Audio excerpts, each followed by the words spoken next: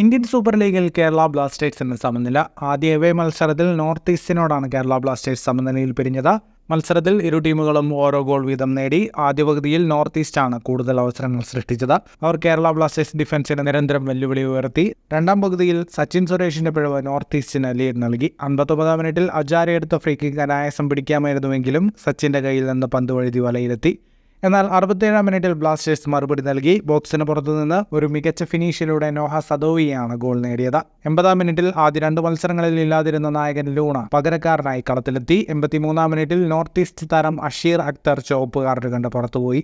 ഇതിനുശേഷം വിജയഗോളിനായി ബ്ലാസ്റ്റേഴ്സ് ആഞ്ഞു ശ്രമിച്ചു. ബ്ലാസ്റ്റേഴ്സ് നിരവധി അവസരങ്ങൾ സൃഷ്ടിച്ചുവെങ്കിലും അത് മുതലാക്കാൻ താരങ്ങൾക്കായില്ല. മത്സരത്തിന്റെ കണക്കുകളിലേക്ക് വന്നാൽ 59% ബോൾ പൊസിഷൻ കേരള ബ്ലാസ്റ്റേഴ്സിനായിരുന്നു. 14 ഷോട്ടുകളാണ് കേരള ബ്ലാസ്റ്റേഴ്സ് ആകെ തൊടുത്തത്. 5 ഷോട്ട് ഓൺ ടാർഗറ്റ്. 378 പാസുകൾ 78% കൃത്യതയോടെ കേരള ബ്ലാസ്റ്റേഴ്സ് പൂർത്തിയാക്കി.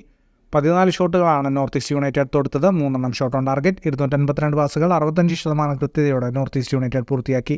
ഐസലിൽ 3 മത്സരങ്ങൾ കഴിഞ്ഞപ്പോൾ കേരള ബ്ലാസ്റ്റേഴ്സിനും നോർത്ത് ഈസ്റ്റ് യുണൈറ്റഡിനും 4 പോയിന്റ് വീതമാണുള്ളത്. ഇരു ടീമുകളും യഥാക്രമം 5ഉം 6ഉം സ്ഥാനങ്ങളിലാണ്. കേരള ബ്ലാസ്റ്റേഴ്സ് ഇനി ഒക്ടോബർ 3 ഒഡീഷ FC നേരിടും. ഫുട്ബോൾ ലോകത്തെ കൂടുതൽ വാർത്തകൾക്കായി ചാനൽ ഇപ്പോൾ തന്നെ സബ്സ്ക്രൈബ് ചെയ്യൂ.